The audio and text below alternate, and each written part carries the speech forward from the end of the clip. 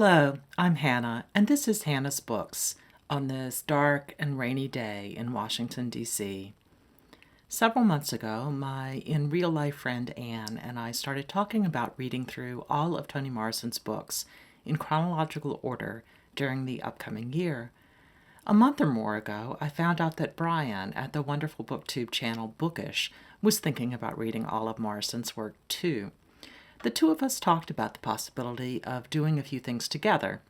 Since our initial conversations, several other booktubers and commenters have mentioned that they're interested in reading some Morrison next year as well.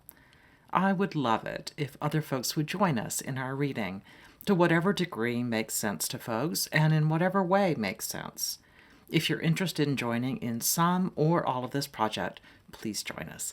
I'd be up for coordinated post, formal Voxer buddy read conversations, or even just a hashtag, which will allow us to find each other's posts.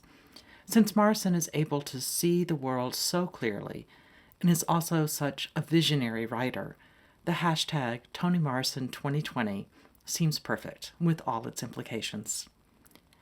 I've been a Morrison fan since college, when one of my friends recommended that I try her first novel, The Bluest Eye. I read it and immediately followed up by reading her second novel, Sula, which I loved even more.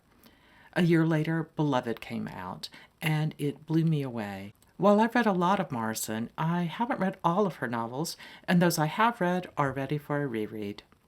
Toni Morrison was not a fast writer.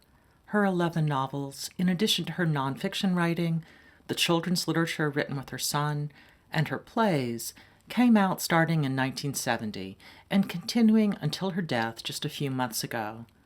All authors grow and develop as writers from one book to the next, but how much more that must be true for authors who sit with their work over time before they publish each new book. And when each new book emerges in a world changing its ideas and assumptions about both race and gender, as well as the meaning of history, the context in which the books were received by Morrison's global readership also have changed. Tracing those developments seems fascinating to me.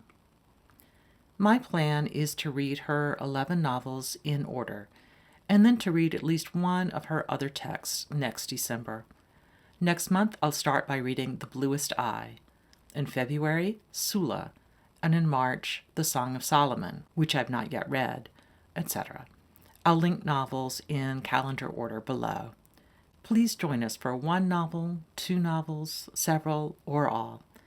I am so excited to talk about these books with any of you who care to join in, and please feel free to invite your friends as well. One more note. Toni Morrison herself reads at least most of her novels for the audiobook recordings. I'm still trying to use audiobooks successfully, which is a long story all by itself, so I'm not certain how often I'll be listening. But in this particular case, I really want to give her own readings a try, and thought you might too. I'm eager to get started on this project as the year turns. Thanks for joining me today on Hannah's Books. See you soon.